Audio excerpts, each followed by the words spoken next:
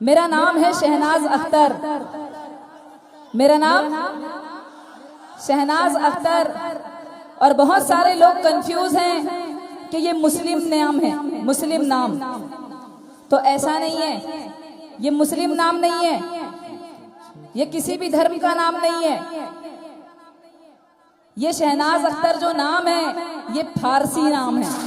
कौन सा नाम है? फारसी। उनको बता देना, रील इंस्टाग्राम में जो मुझे उल्टे सीधे कमेंट करते हैं, उनको ये बता देना कि शहनाज अख्तर का नाम मुस्लिम नाम नहीं, फारसी नाम है। और फारसी लोग अग्नि की पूजा करते हैं और हम हिंदू, जो शहनाज अख्तर ने 15 साल से हिंदू सनातन धर्म अपनाया है, अपना धर्म त्याग कर, वो शहनाज अख्तर हिंदू अग्नि देव की पूजा करती है। बोलो जय जय श्री राम।